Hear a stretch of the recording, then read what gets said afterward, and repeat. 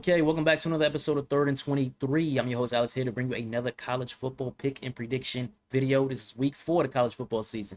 As you can see, I'm 6-8 start to the season. It's not good. Goal is 60%. I'm doing way worse than last year. I'm doing way worse than get to be on pace for that. Got some get right to do. I need a get right week. Let's go ahead and get into it.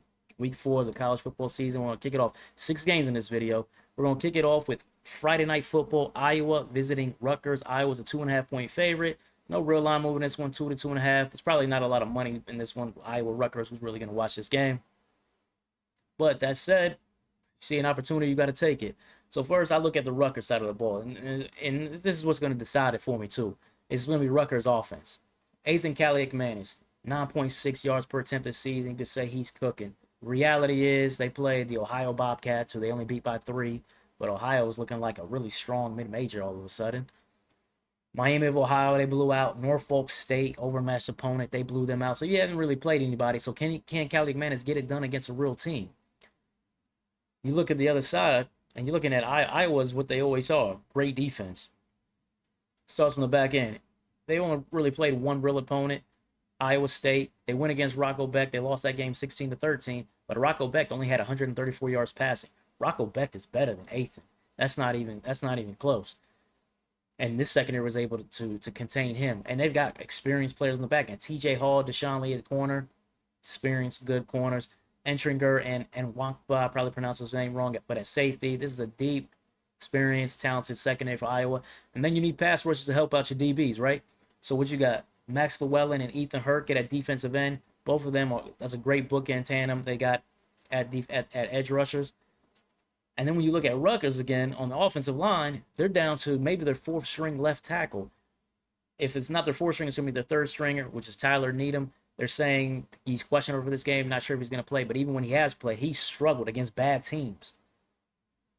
These guys are going to collapse the pocket against Rutgers. So Kaliakmanis, who I believe is an inconsistent quarterback anyway, I saw him play last year. Maybe he made a big jump, but we can't say for sure because he hasn't really played anybody.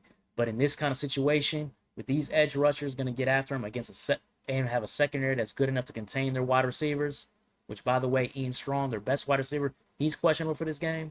I see a lot of limitations for this Rutgers offense. There is no Kyle Monungai at running back to take the pressure off either, so there's going to be no balance. I think there's not going to be any much offense for both sides in this game, but certainly not for Rutgers. And then defensively, Rutgers kind of struggling stopping the run this year, allowing 148 yards rushing per game. You look at Iowa, that's what they've always been able to do, right? This year, I don't think it's much different. Kamari Moulton is their starting running back. He's out. He's missed the last few games. He may play in this one. But even if he doesn't play, Jason Patterson has stepped in for him, stepped in nicely, 5.8 yards per carry. He's only getting about 10, 11 carries a game, though. They need to get him the ball more. I think they will get him the ball more against a run defense that struggles.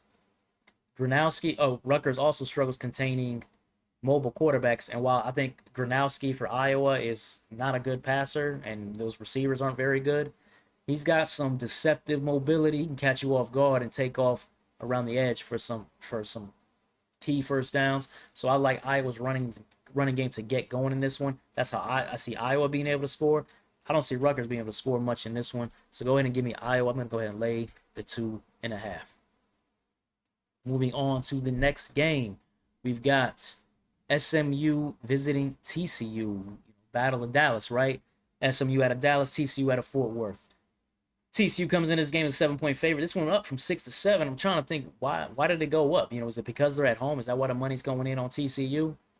When you look at TCU, they're led by Josh Hoover at quarterback, 9.9 yards per attempt. But they've only played 2 games, right? They bombed North Carolina in the opener, but who didn't see that coming against Bill Belichick and a North Carolina team that doesn't have much talent? And then they played Abilene Christian, so he hasn't really done it against anybody, in my opinion. TCU lost all their wide receivers from last season. Last year, they were deep at wide receiver. They didn't lose all of them, but they lost their best wide receivers. They were deep last year. So now they've downgraded their wide receiver position no matter what these numbers say. So can Josh Hoover get it done? Can he keep pace in a shootout with an explosive SMU offense? That's a question that needs to be answered. Because on the SMU side, Kevin Jennings, veteran quarterback, started from last year. He's still cooking this year, 9.5 yards per attempt. He's got balance at running back with TJ Harden, 253 yards rushing this season. They also have Chris Johnson, one of the fastest running backs in the country, paired up with him. So they're going to have balance. They have weapons at running back, and they might be getting one of their starting wide receivers back. Also, Jordan Hudson, he's listed as probable for this game. I think he's been out since week 1. SMU's deep at wide receiver. They got running backs. They got a QB that's a veteran player. TCU and Josh Hoover. Josh Hoover's good, but running back, receiver is still a question mark for me. So then when I look at this defense, TCU also, they gave 177 yards to Abilene Christian. SMU's moving the ball. SMU's moving the ball. I think TCU's moving the ball too. I think it's going to be a high-scoring game. And because I think it's going to be a high-scoring game, they give me SMU with a +7. There's going to be a lot of points, I think, scored in this one, so I'll take a free touchdown in this game. Moving on to game number 3. It's going to be the Auburn Tigers visiting the Oklahoma Sooners. Oklahoma, 6.5-point favorite. This was at 4.5, and early money went in. It jumped this up to 6.5 for OU. The theme of this game is going to be about Jackson Arnold, right? It's a revenge game. For those of you who don't know, Jackson Arnold was the starting quarterback for Oklahoma last year. I used to talk about Jackson Arnold on here all the time last season. I used to talk about how bad he was because he was pretty terrible last season if you watched the play. Right now, early on, it's starting to look like he found a home at Auburn, though, right? Coach Hugh Freeze has a run-heavy offense, spread option, run-heavy offense. They're not really letting Jackson Arnold sling it. But on the ground, this Auburn offense is a well-oiled machine with Jackson Arnold running the ball, the option, Jeremiah Cobb, and they're saying Damari Alston may return for this game. They've got a machine humming right now in the Auburn run game. Pass game, they got options. They got talent. Cam Coleman came into the season as one of the best receivers in the SEC. He's only caught, I think, 10 balls so far this season. So but that's offense, that's scheme, right? Because they're not really passing the ball. Maybe they don't trust Jackson Arnold to throw it, and maybe that might matter in a game if they start trailing and they have to pass to get back into it. Can he do it? He's got the weapons to get it done, though, but can he do it? Ultra conservative this year. 7.7 yards, average depth of target. They are just dumping off or running the football. On the Oklahoma side, it's all about Mateer. Mateer, right now, people are probably calling him the Heisman front runner. It's way too early, obviously, to call that. And he's got some great numbers, but here's the thing, obviously he's leading the team in passing. He's also leading the team in rush attempts. The number of games a running back has hit double-digit carries this season is 1, and that was 10 carries. The running backs are not being used by Oklahoma. So it's all about Mateer. Mateer's got to be a one-man gang against an Auburn defense that I think is good. They got great players in the front 7. They got talented young players in the back end, too. So Mateer's going to really be challenging this game. He was challenging the Michigan game. He came out. Michigan's got a good defense, so he showed what he had in that game, but now he's got to do it again against an SEC defense that I think has a lot of speed and a lot of talent on it. Obviously, Oklahoma, though, they got a defense of their own, right? Defensively, they've allowed 46.5 completion percentage through 3 games, and you're going against a conservative offense. That tells me that Jackson Arnold's probably not going to get much done passing the ball in this game. But does that really matter, right? Because I don't think Auburn's game plan is going to be let Jackson Arnold get his revenge and show out and bomb on in with 300 yards passing. It's going to be Jackson Arnold running the ball in this game. So this rush defense for Oklahoma, they've been sturdy this year outside of one run to Justice Haynes this season, but now this is going to be the toughest test to date. They're not going to completely stop this running game. Oklahoma may win this game, but 6.5 and what I think is going to be a tight game, give me Auburn plus 6.5. They can't stop this running game. I think this Auburn defense is definitely fast enough and talented enough to keep Mateer contained. So I like a tight one in Norman, Oklahoma. All right, moving on to the next game. Big game here, the big rivalry game. The Florida Gators, struggling Florida Gators, visiting the Miami Hurricanes. Miami 7.5-point favorite is open at 9.5. Money quickly went in, dropped this down to 7.5. Same thing happened last week with Florida LSU. And Florida nearly covered at that 7.5. A late interception took a chance for a field goal off the board and the cover for the Gators. And that's the story of this game. Interceptions, right? DJ Lagway, quarterback for Florida, struggling. 6 interceptions total in the last 2 weeks. 5 against LSU in the last game. Really cost him the game.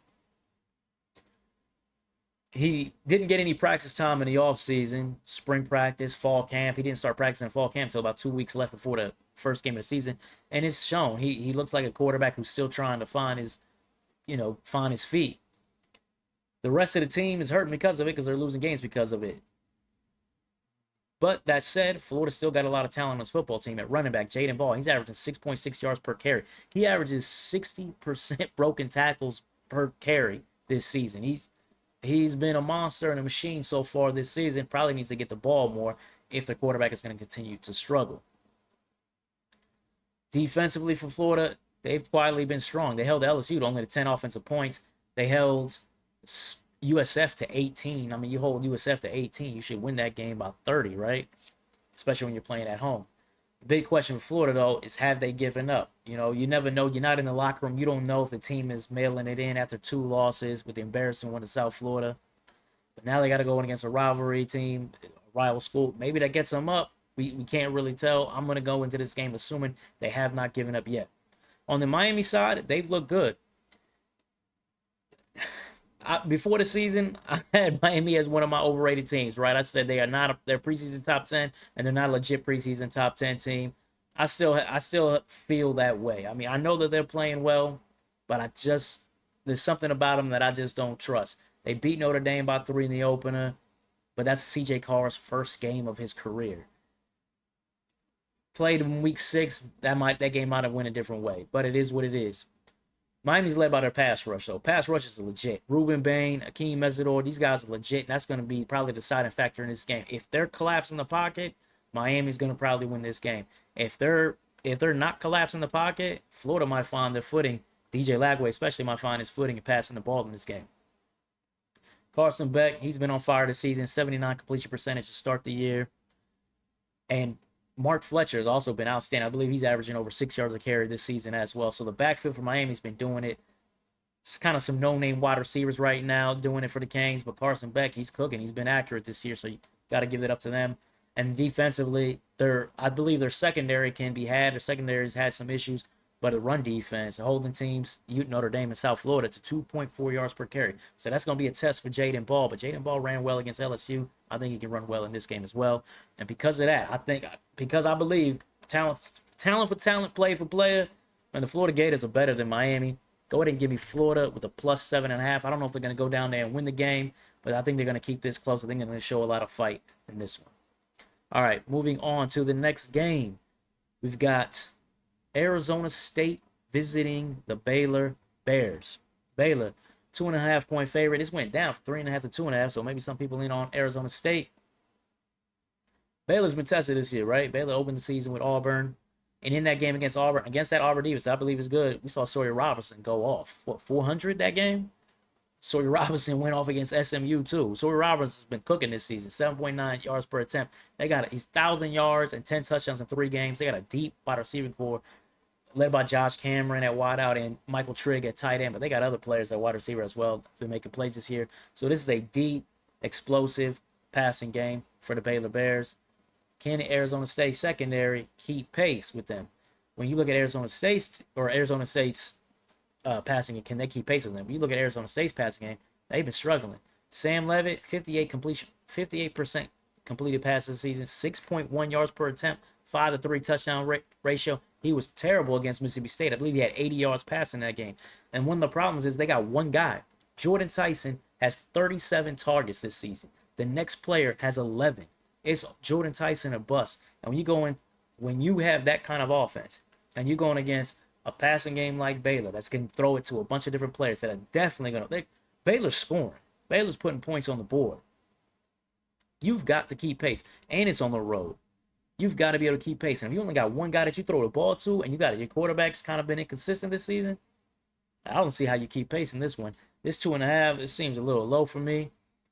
Give me the Baylor Bears in this one to cover the 2.5. I also like the running game to be able to run the ball against Arizona State. I do know Arizona State's got Raleek Brown, and he's shown some dynamic ability, but he's probably going to hit like 1, maybe 2 chunk runs in this one. You're going to need a lot more than that because Baylor's going to be scoring.